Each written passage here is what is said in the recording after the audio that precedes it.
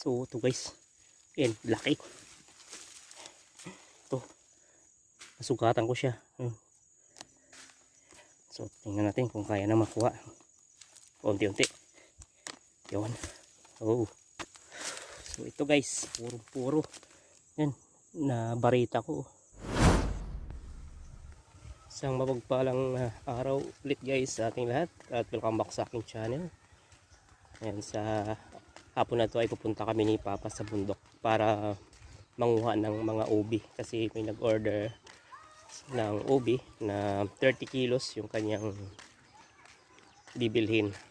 So try namin kung malalaki na yung mga ubi. So 30 kilos, 50 pesos per kilo ang ubi na bintahan dito.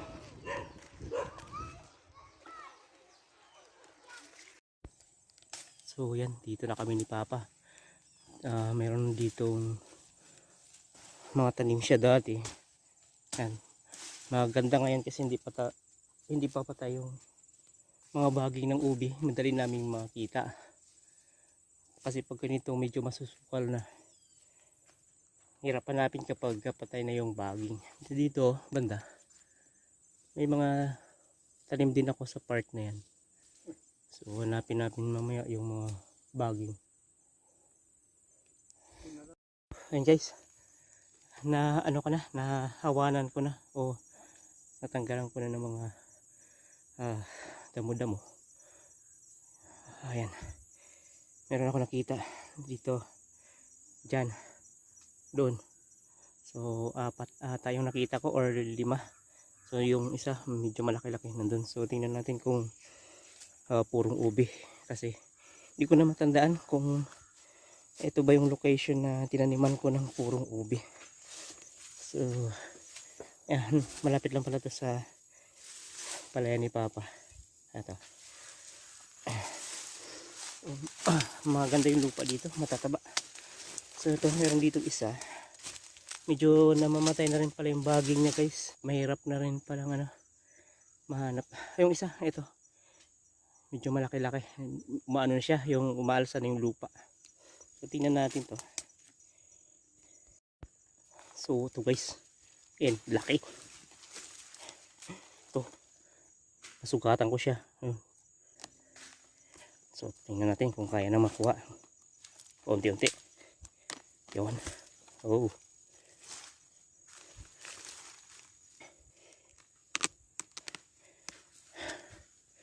Yan o. So, putol. Yan. Yan. Ito. Sa puno, purong ubi siya. Hindi ko natin sure kung hanggang sa ilalim purong ubi. Kasi itong ganitong style na ubi. Yung sa ibabaw lang ang puro. Pagdating sa ilalim, hindi. Ito, malaki-laki pa to.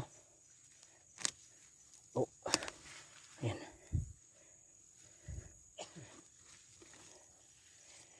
Ito, nakapisa. Parang hindi siya purong ubi pa.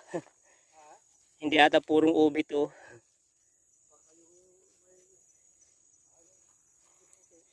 Oo. Parang ibabaw lang yung ubi eh.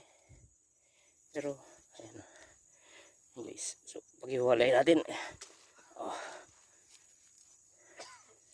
Ayan.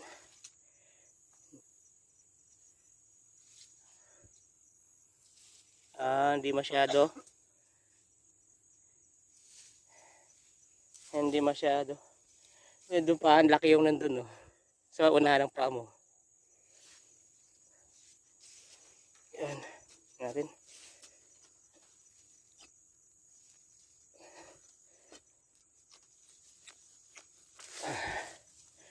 Nahaluan. Hindi ito puro. Ayan.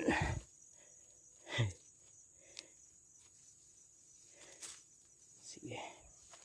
Diyan meron pa ata. Nito banda oh.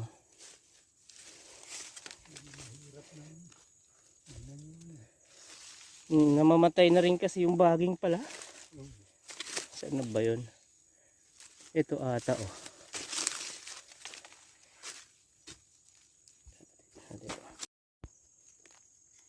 Yan. Yan ang ating mga nakuhang ubi oh. Yan. Konti lang ang puro. Yung iba may mga halong puti. Tapos dun. Tingnan natin.